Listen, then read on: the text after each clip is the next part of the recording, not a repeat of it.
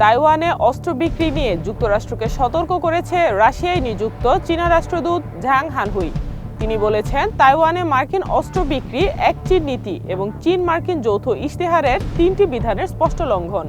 এটি চীনের সার্বভৌমত্ব এবং নিরাপত্তার স্বার্থ লঙ্ঘনকারী গুরুত্বপূর্ণ উস্কানিমূলক কর্মকাণ্ড। ২৬ নভেম্বর গুজব ছড়ায় ইমরান খানকে আদিয়ালা কারাগার থেকে গোপনে অন্যত্র নিয়ে যাওয়া হয়েছে এবং তিনি মারা গেছেন। তবে পাকিস্তানের সাবেক প্রধানমন্ত্রী ইমরান খান আদিয়ালা কারাগারে আছেন এবং সুস্থ আছেন বলে জানিয়েছে কারা কর্তৃপক্ষ। নাইজেরিয়ার প্রেসিডেন্ট বোলা টিনুবু দেশে জাতীয় নিরাপত্তা সংশ্লিষ্ট জরুরি অবস্থা ঘোষণা করেছেন। তিনি সেনাবাহিনী ও পুলিশে অতিরিক্ত হাজার হাজার নিয়োগের ঘোষণা করেছেন। পুলিশ অতিরিক্ত ২০,০০০ জন নিয়োগ করবে। ৬ দিনের জন্য তুরস্ক ও লেবানন সফরে যাবেন ভ্যাটিকান সিটিতে সদ্য নির্বাচিত পোপ লিও চতুর্দশ। এ পদে আসীন হওয়ার পর এটি তার প্রথম বিদেশ সফর। ২৬ নভেম্বর হংকংয়ের উত্তরাঞ্চলীয় তাইপো এলাকার কয়েকটি বহুতল আবাসিক ভবনে ভয়াবহ অগ্নিকাণ্ডের ঘটনা ঘটে। ঘটনায় মৃতের সংখ্যা বেড়ে ৬৫ জনে দাঁড়িয়েছে। এছাড়াও নিখোঁজ রয়েছে আরও ২৭৯ জন।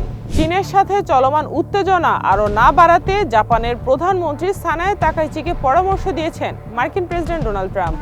চলতি সপ্তাহে দুই নেতার মধ্যে এক ফোনালাপে এ বিষয়ে কথা হয় বলে জানিয়েছেন একাধিক কর্মকর্তা। আসন্ন নির্বাচনে ভোট দেওয়ার সুযোগ করে দিতে মিয়ানমার জান্তা ৮,৬৬৫ জনকে ক্ষমা বা তাদের বিরুদ্ধে অভিযোগ তুলে নিতে যাচ্ছে বলে জানিয়েছে দেশটির রাষ্ট্রীয় গণমাধ্যম।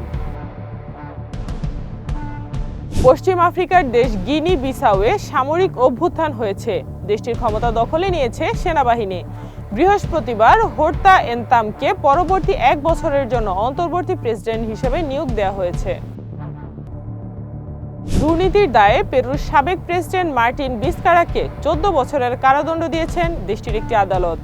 দক্ষিণাঞ্চলীয় মেকুয়েগুয়া অঞ্চলের গভর্নর থাকার সময়ে দুর্নীতির জন্য তাকে দোষী সাব্যস্ত করে এ দণ্ড দেয়া হয়। দক্ষিণ পূর্ব এশিয়ার একাধিক দেশে ভয়াবহ বন্যা পরিস্থিতি তৈরি হয়েছে।